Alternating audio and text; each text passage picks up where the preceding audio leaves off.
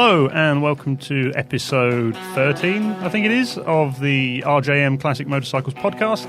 Today we are going to be talking about threads, and we've also got to discuss a little change to our format as well. So let's jump right into that. Basically, whereas before we've recorded a whole batch of 6 episodes and then I've procrastinated over getting everything edited for a while, we think we're just going to start doing this as and when we feel like it. I think in the long run we'll probably end up churning out more as a result of it because it forces us to get something recorded and dealt with as soon as we've done it. And it also allows us to be a bit more topical and deal with listener feedback, of which we have a little bit today. We got a couple of iTunes reviews first, iTunes or Apple Podcasts or whatever they're calling it these days. Feel free to jump in if you have anything to add on any of this, Ray. Thank you. First, on 18th of July, we have a review from LM Portsmouth, which is entitled Clear Titles and On-Topic Discussion. It reads as follows. Thank you so much for these podcasts. They're incredibly useful and a pleasure to listen to. Thank you very much. I like best of all the discussions of particular subject areas relevant to classic motorcycles. I recently bought an older Norton and was looking for exactly this kind of knowledge. Please create more and please put up your earlier ones in a non-YouTube format via the podcast app on Apple devices. Yes, good point on that. Essentially, the place where we're hosting the podcasts wanted to start charging us for putting up a certain amount of bandwidth, content space, whatever. And Ray was like, "Yeah, let's do this." And I said, I've kind of goaded you into buying all this gear for the studio. I mean, the company paid for it, but you know what I mean. So I was kind of reluctant to go ahead and do that. But is it possibly safe to say that that will probably happen at some point? Yeah, I think so. Okay, fair enough. We will. LM Portsmouth, we will look into it. We also have from someone who goes by the name Mr. Anderson Council. The title is A Real Classic Podcast, and it says, not only informative, but delivered with honesty and humour. A very enjoyable listen. Keep going.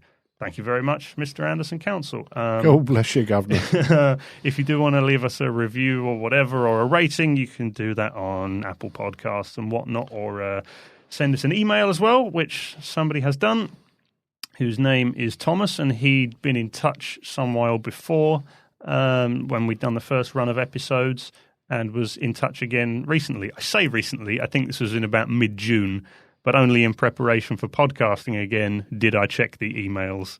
So here it is. It says, hello, Rowan. I've been burning through your episodes that have been coming out. Still great content. Like I've said before, I don't own any old British bikes, but the info you guys share and the stories are always great. And I totally lost my place. Yes. How is the podcast being received? Hopefully well, and you keep pursuing it. For a future show, could you ask Ray why he dislikes two-strokes? I noticed that topic was not big with him before. I personally love them.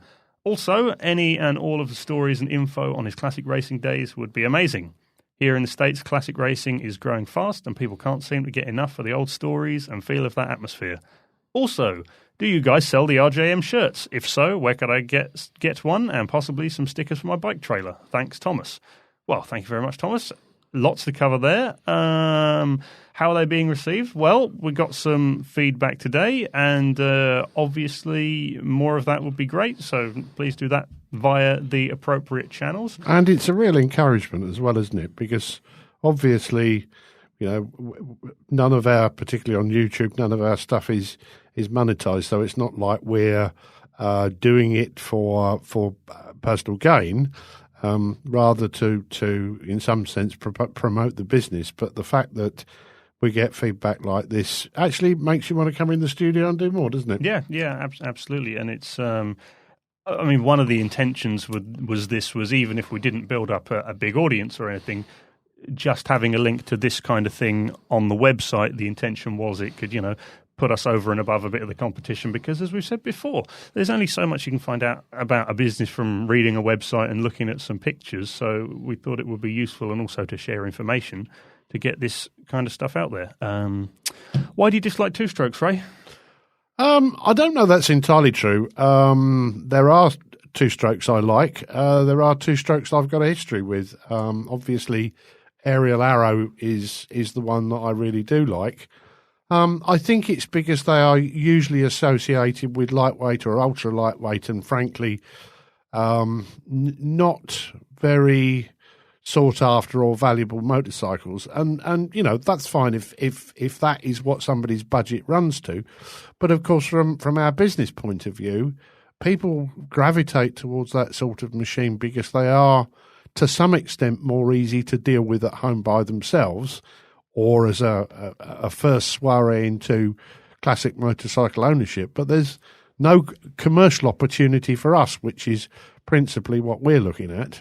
So, no, I mean, I had one of the earlier Yamaha two-stroke twins for a long while. It was actually the predecessor to the RD200, a YCS 5E, and I loved it to bits. It was new when I bought it. I would still have it now, but for the fact that obviously when I started taking pillion passengers on the back, frankly, it just wasn't man enough. It just wasn't big enough for it. If I'd have had at the time the money to have gone out and bought a YDS7 to 250, I'd probably still have it today. So, no, it's only the fact that we don't specialise them in them. There's no commercial opportunity for us, by and large, that, you know, two-strokes don't really enter the conversation very much.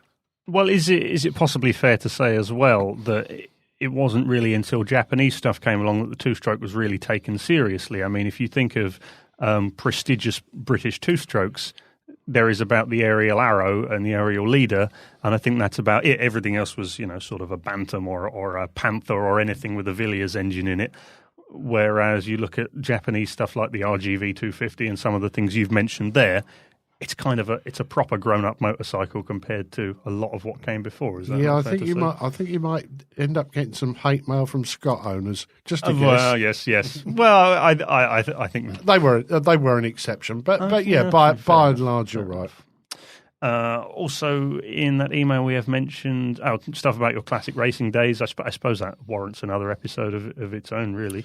Oh, I'm sure if I delve in the archives, I can come up with all sorts of other tales from days with the CRMC. Yeah, something to bear in mind. Do we sell the RJM shirts? Well, we're doing a great job of plugging it today. I'm covering mine up in a hoodie and Ray's wearing a V Vendetta t-shirt. No, we don't. It's kind of the sort of thing which I think you shouldn't really look into doing unless somebody's asked about it. And Thomas, now you've asked about it, so I think, yes, probably we'll look into it. Although I don't know, we still have access to the logo. And I haven't even ironed this shirt. I don't know if we still have access to this logo, do we? We've got, I mean, I've accepted that before we have even new workwear produced, that the original artwork has got to be redrawn, and I've got a sufficiently large representation of it to enable somebody to redraw it for further use. And it's literally a question of, with all the other things we're doing, finding time to get around to it. But of course, we did discuss this possibility of hooking up with T-shirt people in the same way as InfoWars and Mark Dyson, people like that. All these controversial figures we follow on the internet. Yeah, I mean, there's a cafe press and there's services out there. We will definitely look into it. I replied to Thomas basically saying, sorry, I didn't mean to ignore you, etc., etc. He responded with, I said, is it okay if we read out your email on the show? He said, no worries, Rowan. I know you guys are busy. Feel free to read my email out. That would be great. One topic I was thinking you guys might discuss or dedicate a whole episode to in the future, if you felt it worthy, might be parts restoration, how you guys go about blasting, buffing, painting, etc., old parts during a restoration.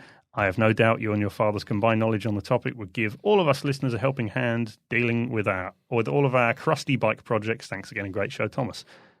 Thanks again to you, Thomas, for saying such kind things. Yes, there's lots to talk about on that front for a future episode, isn't there? But basically blasting, buffing, painting, etc. Yeah, I mean, that essentially covers it. I suppose it's part knowing how things should have been done originally, part knowing how things should be done now, and part knowing what products and what other people's services to get involved. Well, and also knowing the limitations of what you can achieve at home. I mean, as an example of that, when it comes to machine polishing, you can, of course, buy DIY kits, so you can grit load small mops and the various soaps for polishing aluminium. But the problem is, if you're trying to do it with a conventional hand drill, it's not powerful enough. You can't generate the heat, and of course the soaps don't move around the work like they do with a big bench grinder. in the very early days when we entered that sort of field of, restoration work in-house. I think we had about 3 attempts before we got a powerful enough bench grinder that would actually do the job. So we're probably not going to read out reviews and things of that all the time. I mean, particularly if it's just people being nice, as great as it is, and we do read them all and love them all. And as Ray says, it's great inspiration, great motivation. But particularly any questions, rjmpodcast@gmail.com is the place to send those. And I think you can pretty much guarantee that we'll read it out on the show and have a little discussion about it. Moving on to today's main topic, threads, if I didn't say it already. We've talked about threads already. He says, gesturing to his T-shirt for the audio listener. Yeah, we have. Threads of all kinds. Well done, Thomas, for being so on message. Let's approach this, as we often do, from the perspective of a modern owner who's recently getting into classic motorcycling. Who will be thinking, OMG, what is occurring? Well, because I suppose with more modern machines, one needs only to contend with metric, a thread form which we absolutely loathe. It does just look so ugly. It does, yes. It's too coarse to be properly coarse, but I don't know, and not fine enough to be fine in every sense of the word. So yes. Explain the first things you need to know. What are the different thread forms and what sort of years are they involved in? We had a review from someone with a Commando. That's an interesting one to touch on particularly. Well, obviously the sort of thread forms you're likely to encounter on any machine you may be working on, frankly, depends on when it was built.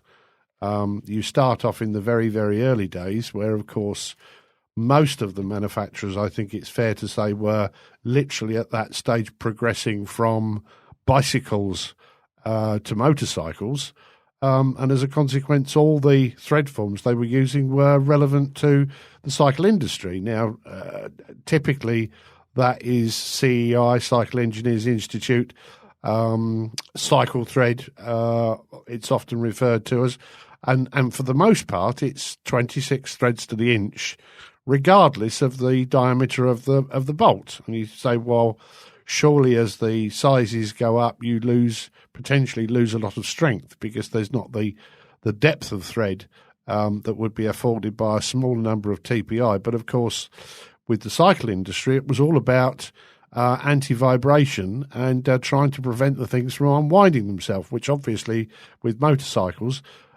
continued to be relevant. As you then move through to what shall we say, the more mainstream classic period, so in other words into the 60s, you then, for reasons of manufacturing expedient, get odd, strange threads creeping in. And while I think about it, obviously, one of the strange anomalies you'll find is that normally the protocol on any given machine holds good until you get down as far as 3/16ths. And almost nobody uses a 3/16th size of the main thread forms that were used on the bike. They go to BA. So the moment you go to 3/16th diameter screw, you're into the BA. Now, I've never understood that, but it is what it is, and it's pretty universal.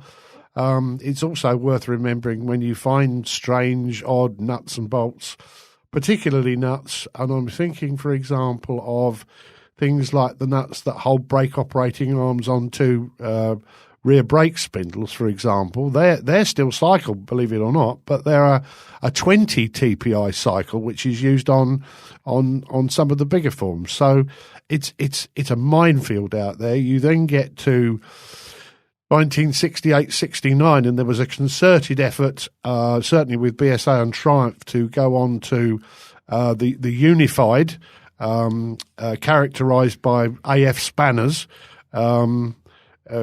which, for those who don't know, is reference to the size across the flats. It's not American funny, and that was fine, but it was by no means complete. So again, no doubt because of manufacturing expedience, they would use up old stock they got in certain applications where they could. So it was by no means a universal reversion to unified. The only exception to that, of course, being, and we come back to that subject again, the aerial arrow, which was a completely clean sheet design from day one and is entirely UNF and UNC throughout. Yeah, you mentioned UNC there, UNC being the coarse version, unified coarse rather than unified fine. Touching back to cycle a second, you also had Whitworth, which was the coarser thread form. Well, in fact, because of course you've got Cycle Engineers Institute, you've then got British Standard Fine and British Standard Whitworth, which is effectively the early coarse thread. And of course, again, some of cycle appears to coincide with some of the BSF, particularly at quarter. So you've got 26 threads to the inch, both on quarter BSF and quarter cycle. But of course, what you don't know until you try putting the wrong nut on the wrong bolt, that actually, although it's 26 TPI, there's a pitch angle difference in the thread between 55 degrees and 60. And the same applies with the difference between UNC and Whitworth. Again, it's by and large the same amount of threads to the inch, but there's a difference, again, in the pitch angle from 55 to 65 degrees. In the case of Whitworth and UNC, even the factories themselves used to cross these over and misuse them quite regularly. Have we touched particularly on BSF yet? Because that was contemporaneous with Cycle and Whitworth. Ironically, BSF stood for British Standard Fine, yet it was coarser than Cycle. Exactly. No, I mean, to be fair, you will find a goodly smattering of it, but again, particularly early on, most motorcycle stuff was Cycle, and the BSF was very much the car stroke other industry and didn't penetrate as much as you might have imagined until much later on with the motorcycle industry. It's also worth pointing out we were talking about quarter and 3/16. That is the equivalent of, in metric terms, M8, M10, M6, M4, etc. It goes up in increments, goes from 3/16 to quarter to 5/16 to 3/8. And then beyond that to 7/16. And that physically is the diameter of the bolt itself. It's got nothing to do with the head. Mm-hmm, mm-hmm. Or the length, of course. Indeed. Oh, just while we're on that subject. Yes. I had somebody query with me once that they were looking through the parts list for their Triumph motorcycle and didn't know what thread form UH was. Because they always quote it after the length of the bolt in question, and of course it's underhead. Yeah. So that's your main thread forms. Very rarely do we have to deal with metric. Apart from every now and then, there's a machine that comes in where everything has been messed with. I remember an A10 that before anything else, I ended up just reaching for the metric spanners because that's what everything had been bastardized to. And also, of course, the famous Harris Bonney, which you went through the entire lifetime of the industry in one motorcycle, starting with all sorts of cycle threads and finishing with odd bits of metric, which of course were part and parcel of the European bought-in components. I think the Norton Commando is a great example of one that contains varying thread forms, because it's a funny old thing, the Norton Commando, because it holds similarities with quite a lot of earlier Nortons, yet in some ways it's very modern, particularly for what it is for the time. Right to the late Commandos, you've still got a separate engine and gearbox, yet you've also got an electric start on it. And also it's mechanical ignition, not electronic ignition. And also your old-fashioned pre-unit engine and gearbox is now rubber-mounted. Yes, indeed. A complete anachronism. So oftentimes, and Commando is a fairly good example, some things are cycle, some things are UNF. Last thing to touch on there is what are the types of spanners I need? I've bought a classic bike. I know it's this year. What spanners do I need? Well, do you know, I have to admit, to my absolute shame, at age 16, when I first got this restorable aerial leader, I ended up buying the wrong spanners.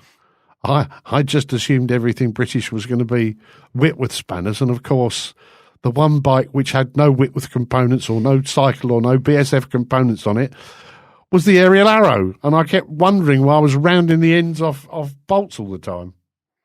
Yeah, so if you've got anything that is pre-UNF, be it cycle, BSF, Whitworth, or whatever, what spanners do you need, Raymond? Well, obviously, we called them back in the day Whitworth spanners, but they're BSF spanners, they're Whitworth spanners. Interestingly enough, of course, a Whitworth spanner or a BSF spanner will generally have two size descriptions on the one spanner or on the one jaw, because they give you it in British Standard and in Whitworth. Indeed. And of course, UNF, UNC, that kind of thing, you need AF spanners. Yes, as I said, not American funny. It's a measurement across the flats. Yes, American funny, we always used to joke about. Do you remember we had some while ago, someone in the shop went, so tell me, what does AF stand for? He wasn't trying to catch us out, he just didn't know. And we both immediately completely blanked for whatever reason and just went, American funny, that's what we call it anyway. Okay, it's all very good. I've got some nuts and bolts here. I have no idea what threads they are. How, Raymond, I ask you, how do I go about identifying them? Well, thread gauges are quite useful and quite inexpensive, which is a good start. It's not the whole of the story. Obviously, if you're wondering what thread form a bolt is and you've got two or three to try and narrow it down, if you've got nuts of all three, you can try them and see which one fits. Or if you've got taps and dies, you can check it that way. And if you are using a thread gauge, it's a great example of utilizing modern technology. You can pretty much just Google whatever TPI you've got there, and then that should normally tell you what it is. The other way is simply offering up another bolt to it. As you can imagine, we need to keep a stock of pretty much everything we're going to come across. Even metric. We've got some very dusty drawers of metric fasteners that are rarely messed with. But, hey, we do come across them. And for me, often... If you remember back in the dim, distant past, one of the things that helped us on our road to wider recognition was we used to do pre-packed small quantity fasteners at all the auto jumbles and shows and race meetings we went to. We'd had these two big boards that were full of sort of packaged but retail quantities of all sorts of nuts and bolts that nobody else in the world stocked. What I often find, rather than using thread gauges, is just go round to our stock of fasteners and just offer whatever the bolt up is to other bolts. And then if you think, okay, that looks the same, wind a nut on it, yep, all good. So we've talked largely in terms of nuts and bolts and things like that. But supposing you've got an internal thread, be it on a crankcase or whatever, that you've damaged or you found as damaged. I mean, obviously it's 50, 60 years old. It's not uncommon. What the hell do you do? Let's speak in terms of a screw or a bolt initially first as a starting point. If you've got a damaged thread. Well, and we do see a lot of them, not only damaged threads, but sheared off studs and all sorts of things. I mean, we had one recently, an A10, that for the last many years, the sump plate of which was only held on by two remaining studs. Mm-hmm. And that really would have been three strikes you're out, because, of course, if he sheared another one, there would only be one stud very inadequately holding the damn thing on.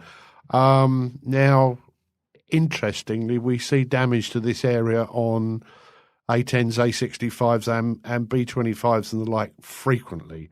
Because, of course, if you're servicing the bike regularly, that sump plate has to come off. And given that they're now 40, 50, 60 years old, those sump plates technically have been off a lot of times. So you do see a lot of damage in that area. And this is also where you find makeshift repairs that people have tried at home that involve usually drilling the hole to a larger size and invariably tapping it out with a metric tap. Now, you'll only get away with that so often, and we've seen those lugs that have been welded back on and failed. We've seen them broken off altogether and all sorts. And for us to look at just a damaged thread that just wants repairing is absolute heaven, because normally we're going in after some other spanner monkey has been there, usually not to good effect. So the main weapon in our arsenal in terms of, let's say you've got a strip thread, that is required to be in place to hold your sump plate on, is actually a thread repair insert. Now, there have been many of these over the years, and most people will be familiar with Helicoil.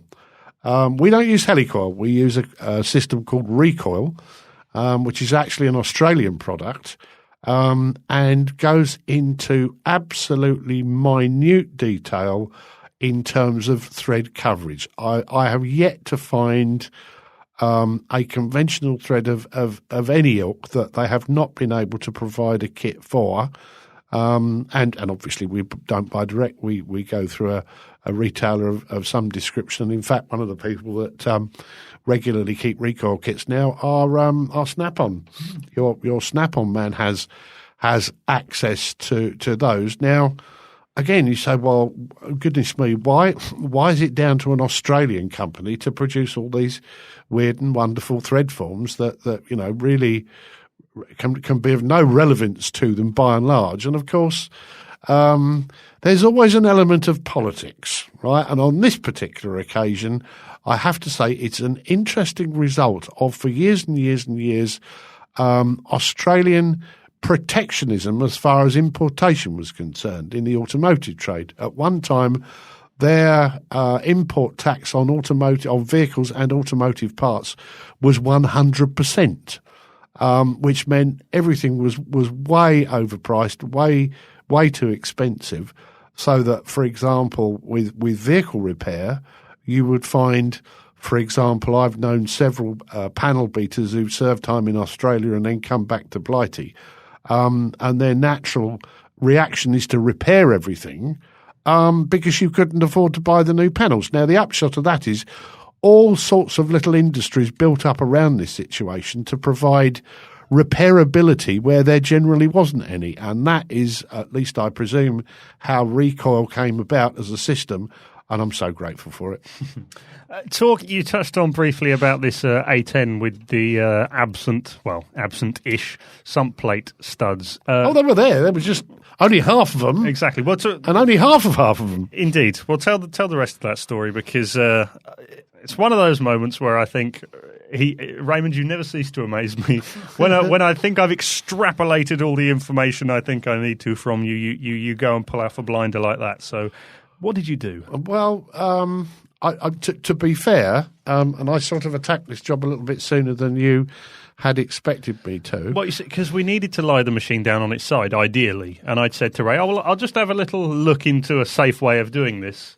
And then so I did so and went, what do you think? And then you went, okay. And then you got on and did it. Well, it was with a tricky little job like that, bearing in mind you can go from hero to zero or from hero to complete disaster in the blink of an eye. Because that is a known weak point in the case. It is. And you can snap one of those lugs off as easy as winking. And, very often with that kind of job, I need time to think about it. I need time for me to be in the right frame of mind and to some extent need the planets to align as well.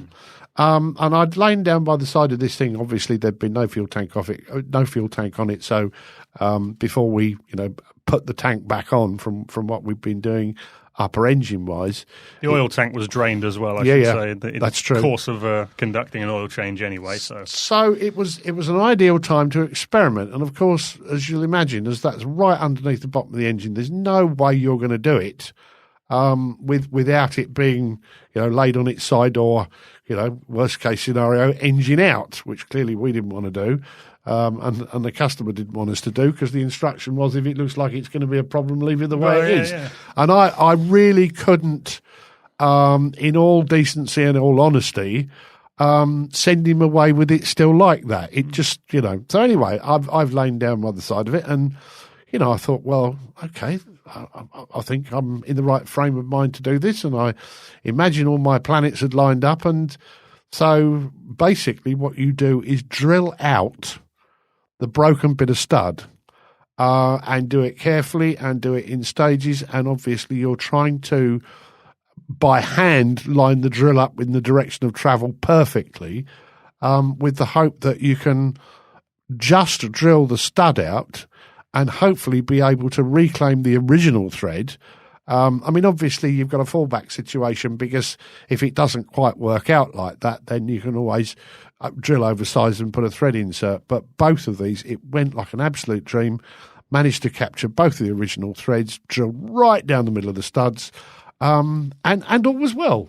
Indeed. And you didn't even have in that situation anything to use as a drilling guide. We've seen cylinder heads where the bolt screws that go into them are, as I believe you described it at the time, wavering like daffodils in the breeze. Yeah, the conventional one that you really need to, and the issue very often is when the bolt is a long bolt and it passes through a long or a deep piece of casing before it then engages in the thread it needs to engage in, that's when you've got to be super accurate in terms of alignment. And the best example of that is the on Triumph unit and pre-unit twin rocker boxes.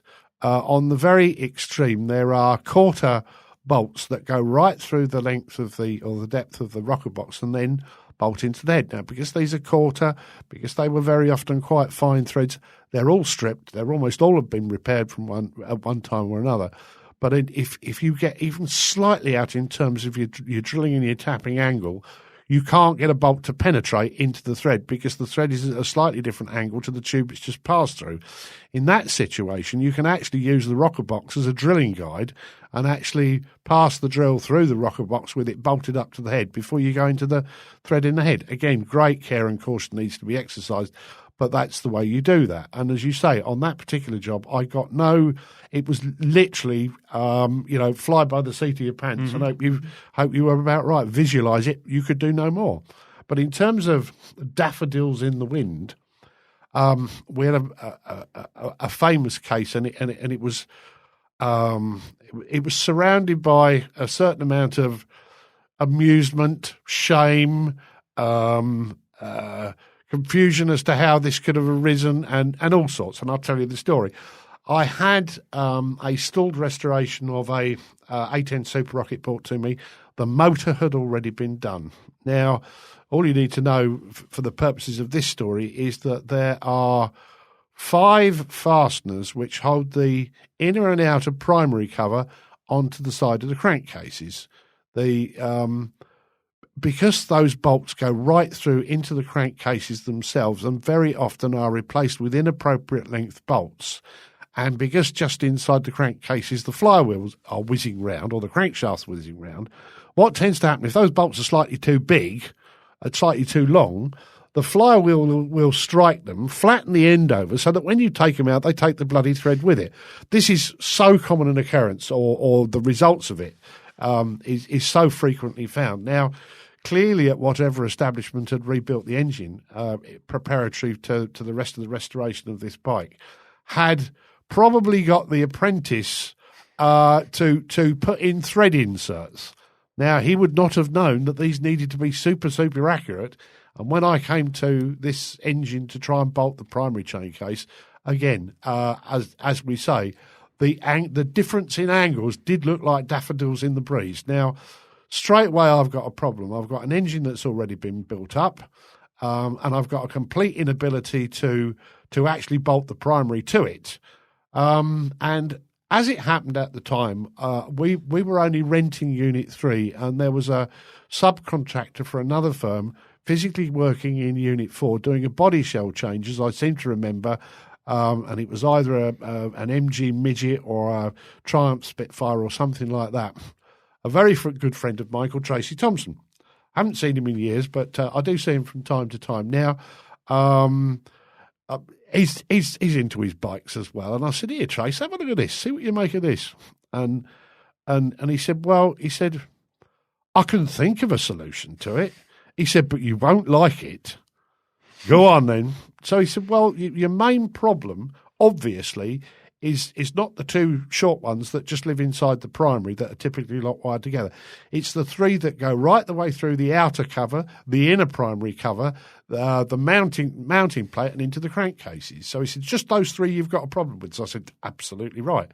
He said, well, if you made up studs rather than using bolts and could arrive at a sort of sleeve nut that would take the place of the what would have been a screw head, you could actually mount the studs in and fix them in, probably with a little drop of Loctite or something, and then you could actually bend them and tweak them straight. And, I mean, in terms of supreme bodgery, it really was a theory to behold.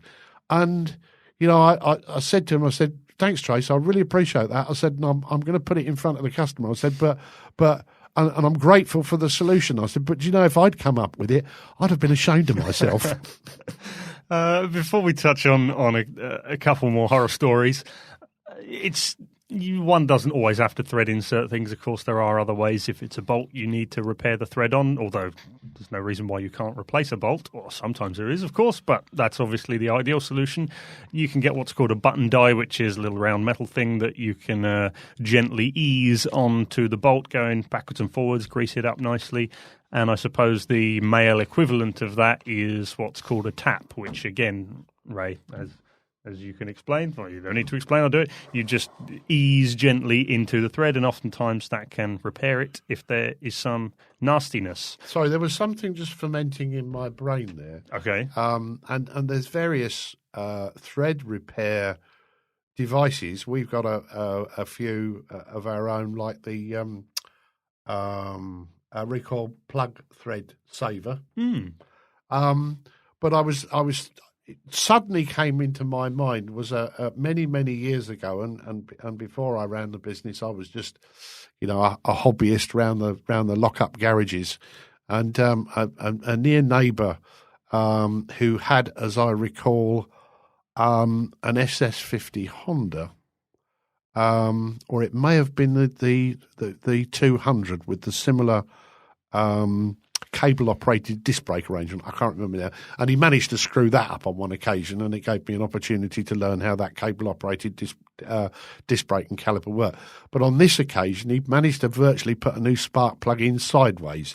He had got it so seriously cross-threaded. Fortunately, it hadn't penetrated far, and I really hadn't got any specialist equipment to hand.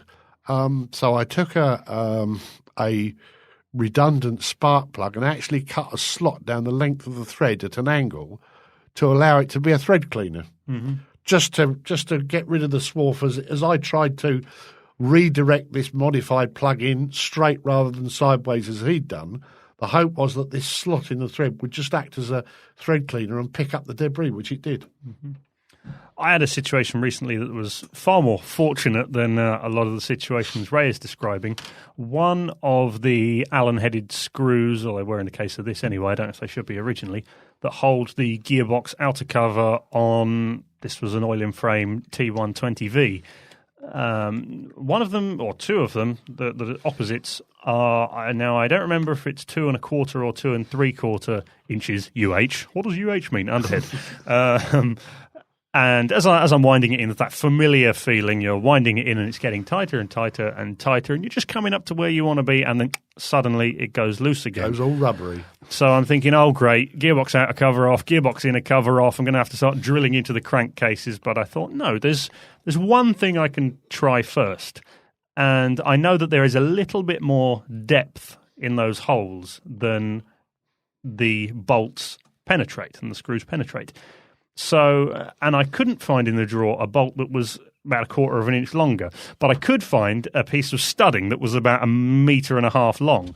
So I got a couple of nuts on this and I started winding that into the crankcases just until it bottomed out. And that seemed perfect. So Ray was passing, and I went, "Here, Ray, look at this." And he saw this massive bit of stud poking out of. It was all I had to hand. And then you said, "You fool! I've got some of the right Allen screws upstairs. I can go and find you one of those." Well, I had it in preparation for 2 jobs. One, my A65 Cafe Racer project, and also a Rocket 3 motor that literally came as a collection of bits with no fasteners. I built myself quite a selection, more so than we would normally stock, of a whole range of Corti NC cap heads. So I think you had to shorten them, but I had some that had. I didn't even have to shorten them. Did you not? Okay, well. They were literally a quarter of an inch longer, which was just right to pick up on some better thread further down, which is often worth trying. Obviously whilst the damaged thread is still there, the fact of the matter is if you can tighten it normally, then it's a perfectly acceptable repair until such time as the thing needs to come apart again and be done properly. I mean, you probably wouldn't want to do it on anything more crucial, but this is simply holding the gearbox outer cover on, and there's about half a dozen or so other screws helping it do the job, and I guess it's about the right repair for the right job, really. Go on then. Let's have a couple more horror stories. What about on the T120 bobber we worked on recently with one of the very nasty threads in the primary drive? You remember that? Yeah, it was one of the two. Back to screws, which from memory is 5/16. I mean, it had been just brutalised. Again, as I said, so often when we are dealing with damaged threads, we're not actually dealing with a straightforwardly damaged thread. We're also dealing with somebody's unsuccessful attempt to repair it, and this was definitely one of those. And in the finish, it was, drill it, tap it out to a larger size, screw a bolt in there, saw it and grind it flush, and then literally drill and tap into that. Which is another method. It's a bit barbaric, but if it provides a durable repair that prevents, what else would you have done? Engine out, engine apart, crankcases off to T&L, blah blah blah. So sometimes you got to work with what you got. Yep. Okay, let's have one more story. Tell us about the first matchless G12 you worked on. Oh, you remember when we had the podcast meeting and you told me the story? Oh. And I said, I'm going to write as a note, Ray's first G12. Will that be sufficient? And I probably said yes. You did. Well, I don't know what to say. Oh, goodness. I think this was probably cylinder head related as well, from memory. Oh, no, I'm with it. Sorry. I apologise for that momentary lapse. Not at all. I need to take notes better is what we've learned from this. Well, one of the things that is critical, absolutely critical with the AGS and matchless twins is the mounting. I'm talking engine internally here now. The mounting of the centre main bearing web. Now, from memory, it's held in with 6 studs, and there's. If you talk to the old sweats about how to do these properly, and of course, bless their hearts, there's not many of them left, and the one I learnt it off is no longer with us. All of those studs need to be present. You need to assemble that half of the bottom end of the engine with the nuts not quite nipped, rotate the crankshaft, make sure everything's settled down and hunky-dory, and then nip them down. Well, this particular matchless G12 only had 5 good studs, and I really wasn't prepared to take a chance. It was the first time I'd done one of these bottom ends, and everything, if possible, needed to be absolutely cock on. So to compound the problem further, somebody tried drilling this broken stud out and snapped the bloody drill off in the hole. So, of course, you've got a problem where you're just not going to drill it out now. And I discovered that the only way I was going to deal with this by getting a little small diameter grinding stone, out of a Dremel type kit, and just tediously grind away at the back of this drill, a broken off drill bit, with such care and with such an appropriate diameter stone that it wasn't going to suddenly grab hold of and orbit the side of the hole. Because that would just make the bit that you'd already got access to bigger, which is not what we needed anyway. After several hours, and of course, as you're drilling through it, if you've ever looked at the cross-section of a twist drill, it's like a little bow tie.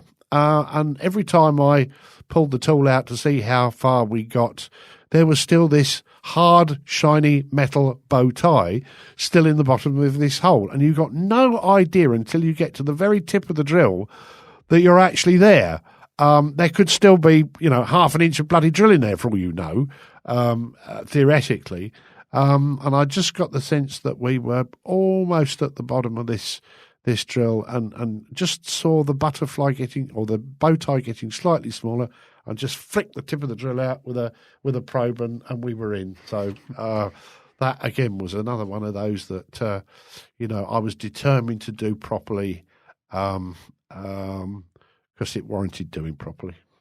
Just to round things off, Ray, what can you tell us about easy outs? Oh, go away.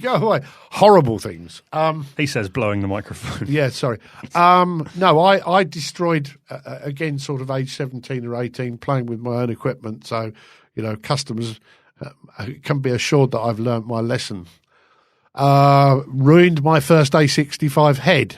Now, one of the things you commonly find with A65s, where you've got this little oil feed union that lives in the very back centre of the cylinder head, is they can break, they can shear off, and leave a sheared off flush stud with the hole up the middle for the oil in the back of the cylinder head. And I thought, well, that's fair enough. I've seen these easy outs. That seems like a good idea to me. And it looks a bit like a tap, except it's got a reverse twist on it, and it's made of hardened metal. And the idea is you wind it into the hole. I mean, obviously, if it's a stud, you have to make the hole first. As this was effectively an oil pipe fitting, there was already a hole there. Wind the easy out in and just wind the broken union out until it goes snap, and you now find you've got a hardened piece of metal right in the middle of this union. And of course, then you try drilling round it, and then the drill doesn't quite go where you thought it was, and as a consequence, I was left with a requirement for a new cylinder head. Of course, back then they were plentiful, and frankly, the head on this particular project wasn't all that brilliant anyway.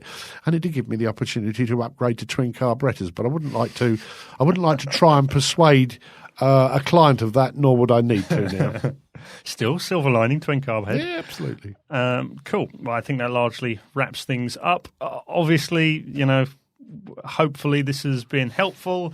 Obviously, we've seen all manner of dreadful thread repairs, and if this stops one or two people from being guilty of that, then... Oh, yeah. If in doubt, leave it to somebody who knows what they're doing.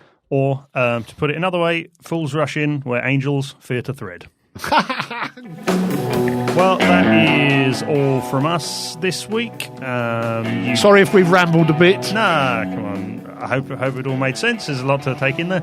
Obviously, you can like and subscribe on YouTube. You can subscribe to us on iTunes or Apple Podcasts or whatever it's called to leave us a review.